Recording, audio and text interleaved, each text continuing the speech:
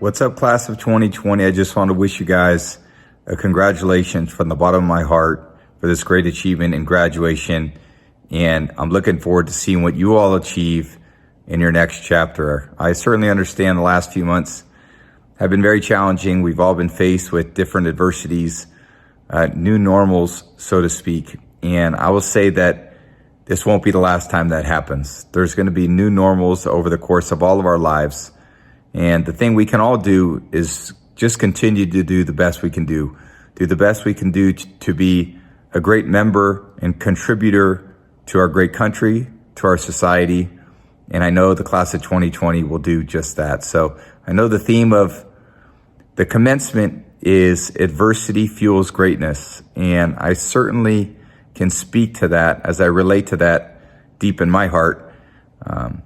In a professional journey that's lasted now going on 21 years of professional football, 5 years in college, and 4 years of high school when I started playing football as a freshman on the freshman football team at my school in San Mateo, California. It was called Sarah High School. I tell you this, when I started playing, I was the backup quarterback on a team, a freshman team that didn't win a game. So our team was terrible, but not only that, I was so terrible that I didn't even get a chance to play. Fortunately, going into my second year, the quarterback from the previous year had retired. He wanted to play basketball because he was done with playing football. So I got an opportunity to play.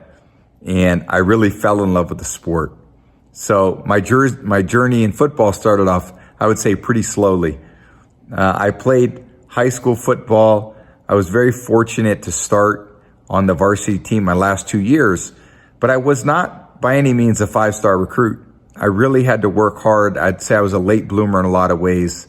And I eventually was offered a scholarship to a few schools, and I ended up choosing the University of Michigan. And when I started at the University of Michigan, I was the 7th quarterback on the depth chart.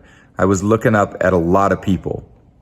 And it was a very daunting challenge because I was not sure if I was ever going to get a chance to play. And the only thing I could do was focus on what I could do, on being a great leader, being a great teammate, working as hard as I could to try to make the necessary improvements so that my coaches and my teammates would trust me and give me a chance to play, which finally happened. And my first pass that I ever threw in college was my second year. And I ended up throwing a pass over the middle of the field, and it went for a touchdown. But the problem was I ended up throwing that pass to the middle linebacker of the other team, who returned the pass about 45 yards for a touchdown, and the only points of the day scored by that team on that particular afternoon. So again, adversity fuels greatness, and I certainly learned from that. And after that, I wasn't sure if I would ever get a chance to play at Michigan. But I worked really hard. I worked with a lot of people, a lot of great teachers, people that supported me, and certainly a mentor of mine, Greg Harden, who taught me to deal with my own emotions, to deal with my own work ethic in the way that I knew how. And I was determined to be the best I could be. So I ended up finally earning the trust of my teammates and coaches going into my fourth year. I played my fourth year at Michigan. I played my fifth year, and I thought, oh man, I'll be a high draft pick. I actually played pretty good, and I was at a great school. And what happened? I was the 199th pick in the 2000 draft 20 years ago. The 6th round by the New England Patriots. And in fact, at that time, I didn't even know where New England was. I was from California. I was like, New England? I never heard of New England. So I ended up making a trip back there. And when I got back to New England as a 6th round pick, I was the 4th quarterback on the depth chart, looking up at an all-pro and Drew Bledsoe, a few other veteran players who were really talented. And I went back to the roots of what I started in high school. I started with my work ethic, and I started with my teammates, and I started with gaining their trust.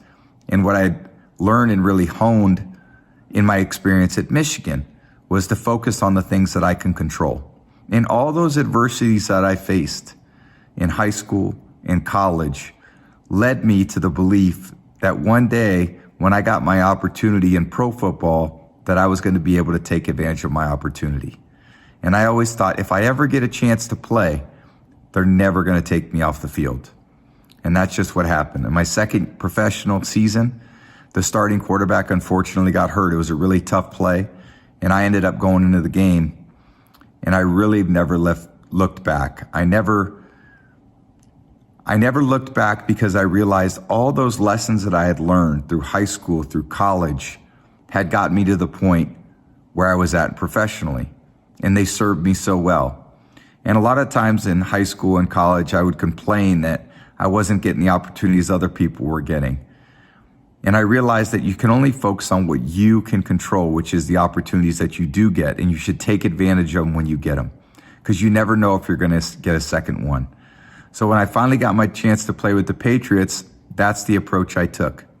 And I said, no one's ever going to get me off this field. They're going to have to come beat me out of this position, because I'm going to hang on to it as long as I possibly can.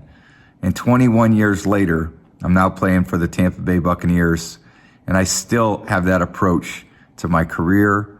I still have that approach to a lot of the things that are really important in my life.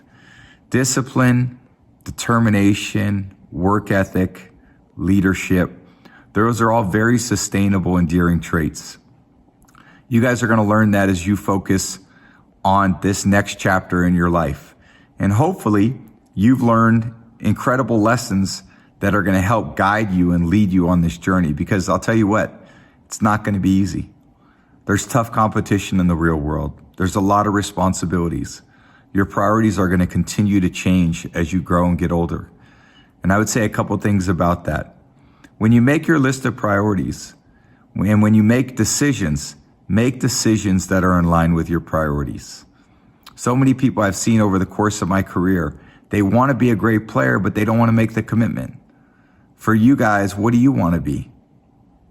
And if you think about that, the answer of what you want to be and what you can be is all going to be determined by you, because your life is what you make of it. Your life's what you make of it. So there's going to be a lot of people to help you on your journey. You're going to have a lot of support from family and friends. The different alumni that you come across, they'll be helpful and supportive. But your life's in your control. And you're going to make the best of your life based on the decisions that you make. We have opportunities. We're in a great state. We're in a great country. Take advantage of those opportunities that you get and never look back.